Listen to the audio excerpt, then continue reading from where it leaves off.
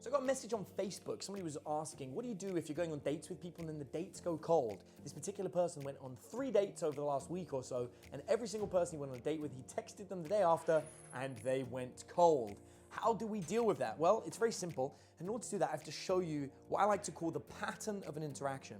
So what happens is, any human interaction when you're with somebody, there is an energy level that gets built up, right? So I'm in a room with a group of people, so we can actually demonstrate this live on camera. So watch, I'm just sitting here and I'm just being a really normal person, and there's an energy to the room, right?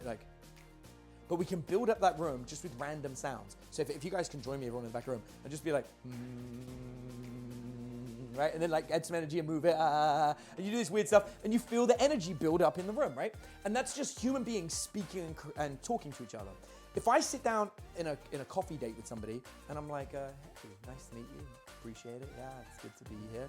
There's a lower energy. But if I pick up that energy, I'm like, hey, it's good to meet you, nice to meet you, I'm Adam, wow, that's so great. What are you up to? Wow, you do this cool thing?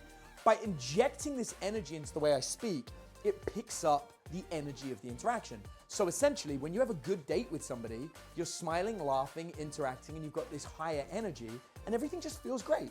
So essentially, we can look at it, if we were on a chart from when I met them, we now have this really good energy. Well, at the end of the date, that stops. Why did they go cold? Because you're texting and you're here. It's gone. You lost all the energy, all this buzzing and kind of energy that you had, and it was great, and you're going back and forth, and you're like, ha, ha, ha, it's so funny. That energy's gone, and you're back here. The only way to stop this from happening is actually to set up the next date on the first one.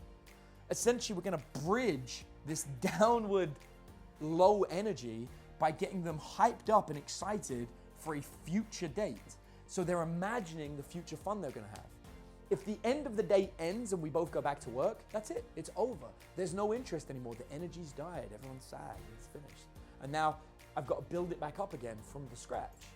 On the other hand, if on this date, we said, you know what would be really fun is going to an escape room. The reason I say this, I was literally on a date with my girlfriend this morning, and I said to her, have you ever done an escape room? She's like, no. I'm like, we should do an escape room. She goes, what's an escape room? I'm like, they lock you in a room and you have to get out. She goes, what kind of room? I was like, I don't know, all sorts. You can get kidnapped, it could be prison, it could be anything. She goes, I'm in. And she instantly got excited. Now, we're not doing the activity yet. She's just excited about it.